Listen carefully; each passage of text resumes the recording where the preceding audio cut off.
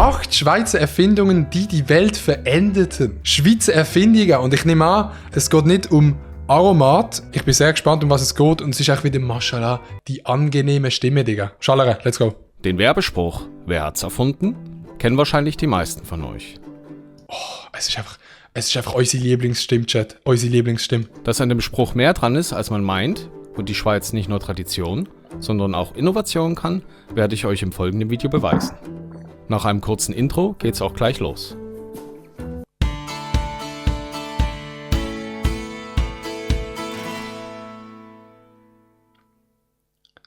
Zellophan. Zellophan kommt aus der Schweiz? Lol, okay. Bei einem Glas Wein kommen einem bekanntlich die besten Ideen. Ah komm, machen wir einfach mal Zellophan, Digga. Den Schweizer Chemiker Jacques Edwin Brandenberger brachte ein verschüttetes Glas Wein auf die Idee, eine wasserabweisende Folie zu entwickeln.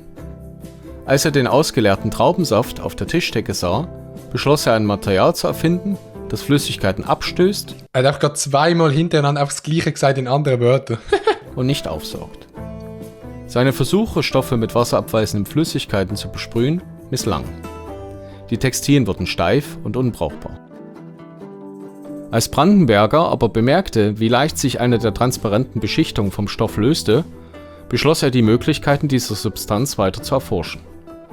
Er verbrachte 12 Jahre damit, die Zusammensetzung 12 Jahre, Digga. Maschallah. und die Beschaffenheit der Folie zu perfektionieren und eine Maschine zu deren Herstellung zu entwickeln. Das Endprodukt nannte er 1908 Zellophan. Für was braucht man alles Zellophan? Zum Blumensträuß einwickeln? Das weiß ich sicher. Wo braucht man sonst noch Zellophan? Abgeleitet von Zellulose und dem französischen Wort Diaphan, was durchsichtig bedeutet. Zellophan fand seine Bestimmung aber nicht darin, vor Weinflecken zu schützen. Aha, das braucht man auch bei Gemüse. Lol, lost in den Chat. Sondern als Verpackung jeglicher Art. Besonders bei der Aufbewahrung von Essensresten und nach frisch gestochenen Tattoos begegnet uns diese Wunderfolie immer wieder. Zellophan findet man heute praktisch Aber Zellophan ist nicht Frischhaltefolie. in jedem Haushalt. Oder? Ist Frischhaltefolie Zellophan? LSD. LSD. Einfach in Basel erfunden worden. Ich möchte jetzt hier keine Drogen beschönigen. Aber Was wäre Woodstock, die ganze Hippie-Generation, die Techno-Szene und zahlreiche Musiker ohne diese Droge? Ursprünglich als Medikament entwickelt, ist LSD eines der stärksten bisher bekannten Halluzinogene. LSD ruft schon in geringen Dosen eine lang andauernde Wirkung hervor. Besonders ist, dass es kein Abhängigkeitspotenzial besitzt und kein Todesfall durch eine Überdosis bekannt ist. Als Medikament kam es aber nie auf den Markt und ist bis heute illegal. Die Substanz wurde vom Schweizer Chemiker Albert Hofmann als Hoffmann La Roche. Kreislaufstimulanz entwickelt. Ey, ich würde das nie nehmen, Fall LSD. Hätte schon mal irgendjemand vom Chat LSD genommen? Ich nehme es jetzt mal nicht an, aber ich würde das nie nehmen. Ich fühle so Luzi fühle einfach nicht. Nachdem die erhoffte Wirkung beim Tierversuch nicht eintrat, testete Hofmann das Mittel an sich selbst. Bei seinem Selbstversuch am 19. April 1943 erlebte er die Wirkung von LSD sowohl als sinnesöffnend wie auch als Horrortrip und fuhr dabei von seinem Labor in Basel völlig zugedröhnt In Basel? mit seinem Fahrrad nach Hause. Noch heute feiern die LSD-Anhänger daher den 19. April als Bicycle Day. Lol, haben die wirklich so einen Tag im Jahr, wo die den LSD nehmen und fühlen das dann auf dem Velo oder was? E-Gitarre. E-Gitarre ist in der Schweiz erfunden worden? Was? Apropos Musik. Auch die E-Gitarre, das Wunderinstrument des Rockstars auf der Bühne, ist eine Schweizer Idee. Zumindest zur Okay, das hat ich jetzt nicht gedacht. Das heisst, ohne die Schweiz gäbe es AC/DC und all die Bands gar nicht. Hä? Eigentlich können die alles der Schweizer verdanken. Adolf Rickenbacher und George Beauchamp haben zusammen in den 1930er Jahren die erste in Serie hergestellte elektrisch verstärkte Gitarre konstruiert. Rickenbacher wurde in Basel geboren und war Ey, die Basel, Digga, ich hab's schon immer gesagt. Basel, die wissen's. Der Herz, Digga. Schweizer Staatsbürger. Später gründete er in den Imagine, einfach mal Chat. Imagine, man ist einfach nicht Basler.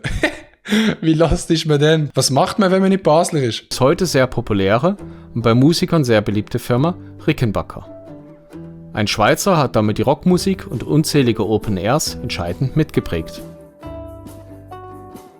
Reißverschluss. Der Reißverschluss. Egal ob Hosen, Taschen oder Jacken. Der Reißverschluss ist nicht wegzunehmen. Ey Chat, jeder kennt einen Reißverschluss. Und ich weiß ja auch, dass es ineinander irgendwie einhängt. Aber wie genau ein Reißverschluss funktioniert, weiß ich bis jetzt noch nicht. Ursprünglich kommt die Grundidee für den Reißverschluss zwar aus Amerika, doch vom praktischen Gebrauch war man noch weit entfernt. Der St. Galler Martin Winterhalter war es, der den Vorläufer weiterentwickelte und zum Okay, aber für einmal kein Basler. Durchbruch verhalf.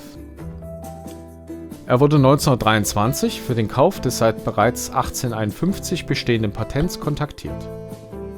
Martin Winter Okay, da sehen wir es jetzt. Aha, okay, du hast zwei so Dinge mit einem Pfupf nach oben und dann kommt quasi das Loch da drauf und dann steckt das so drin und dann hebt das irgendwie. Okay, jetzt habe ich es verstanden. Winterhalter sah große Verbesserungsmöglichkeiten in diesem Patent und kaufte es schließlich dem Amerikaner ab. Ja, aber scheiß da, 5 plus 5 ist 10, Digga. 1925 entwickelte er aus der Grundidee den Riri-Reißverschluss und brachte ihn zur serienmäßigen Produktion. Riri leitet sich von den Wörtern Rille und Rippe ab. Das Patent lief Mitte des 20. Jahrhunderts leider Crazy, aus, aber crazy. was zu einer weltweiten Shoutout an die Schweizer Dudes, die so gescheit sind. Billigproduktion von Reißverschlüssen führte und die Firma gehörig unter Druck setzte. Die Firma Riri existiert aber immer noch, hat heute seinen Sitz im Tessin und stellt Reißverschlüsse für internationale Nobelmarken her. Imagine, es gibt einfach so Leute, die sind Experten auf dem Themengebiet Reißverschluss. Die kommen am Morgen ins Geschäft und befassen sich 5 Tage in der Woche das ganze Jahr einfach nur mit Reißverschluss, Digga. Imagine. Klettverschluss. Ja, Digga, ohne die Schweiz könnte man einfach gar nicht verschließen, oder wie ist das?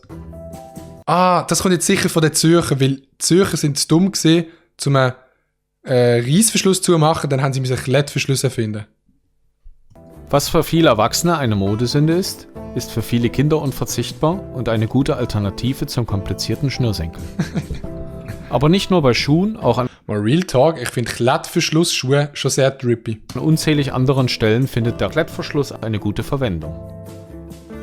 Erstmal go umarmen. Der Schweizer Ingenieur Georges de Mestral soll Ohne die Schweiz würde man Jacke einfach offen lassen heutzutage. 1941 bei einem Jagdausflug mit seinem Hund im Jura auf die Idee des Klettverschlusses gekommen sein.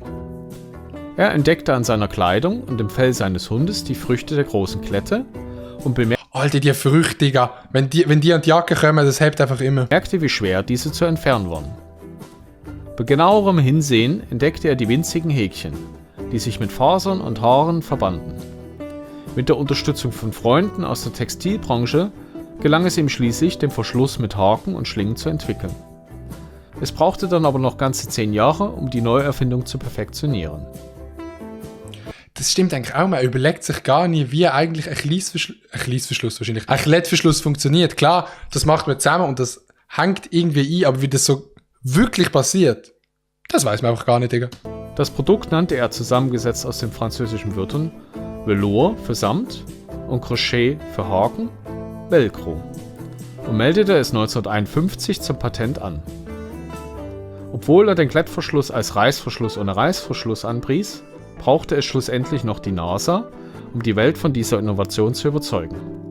1969 verwendeten Astronauten Velcro, um Gegenstände der Apollo-Raumkapsel zu befestigen. Einfach genial. Einfach genial.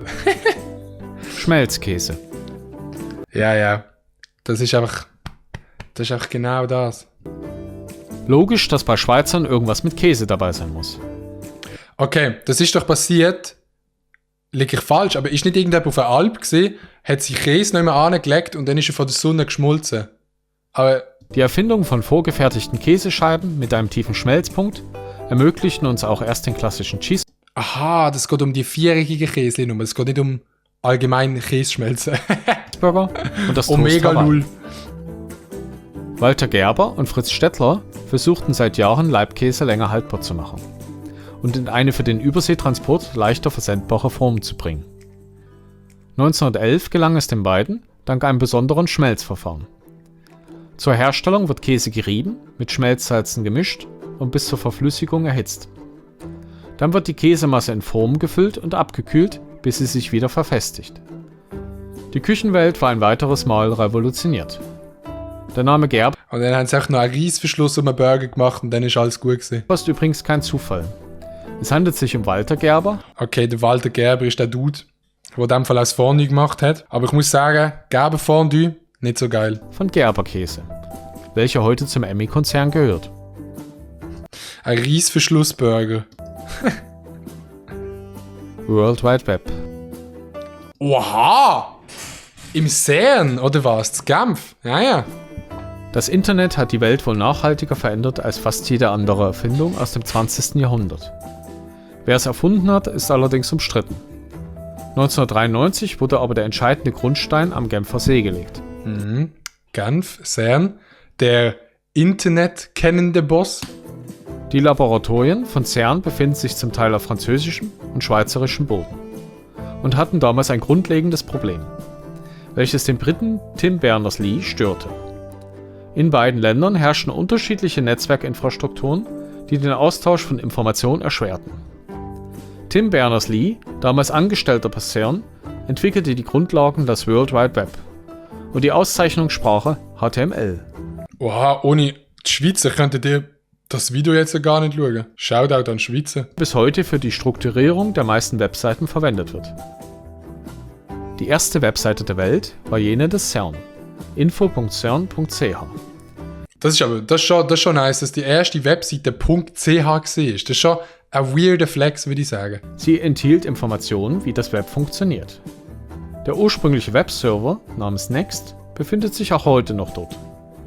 1993 machte CERN Ich glaube, genau da bin ich mal gesehen, wo der Computer steht. die Software öffentlich zugänglich.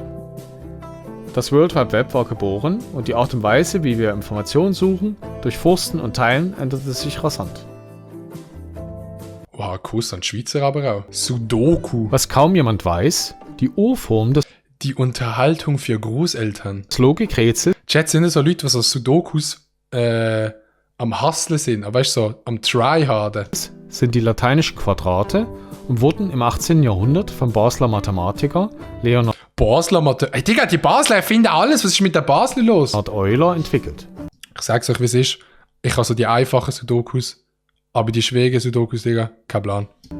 Anders als Sudokus Aber ich mache auch nie Sudokus, Digga. Ich bin nicht so einer, der in den Zug rein sitzt und sich so dann denkt, Bro, jetzt erstmal ein Sudoku wäre hure geil. waren diese jedoch Es gibt sogar Leute, die haben Sudoku-Apps. nicht in Blöcke bzw. Unterquadrate unterteilt. In die heutige Form weiterentwickelt wurde das Ich will niemals fronten, aber ich sage mal so, wenn du eine Sudoku-App auf deinem Handy hast, dann schon eher kritisch, würde ich sagen. Schon kritisch. beliebte Rätsel in den 70ern vom US Wenn du eine Sudoku-App auf dem Handy hast, dann studierst du zu 90% auch an der ETH Mathematik und Physik. Amerikaner Howard Garns. Seinen Durchbruch erlebte Sudoku aber erst Mitte der 80er Jahre in Japan. Es war also eine kleine Weltreise von der Entstehung bis zum Durchbruch, welche seinen Ursprung in der Schweiz fand. Heutzutage ist es aus Zeitungen und Rätselheften nicht mehr wegzudenken. Kennt ihr noch weitere Schweizer Erfindungen? Das Video hat mich gerade ein bisschen stolz auf die Schweiz gemacht. Echt so, weißt du, im Herzen, in Chat, so ganz ein bisschen stolz, so, dass die Schweizer doch auch etwas bewirkt haben in der Welt. Es freut mich. Es freut mich einfach. My heart just got stuck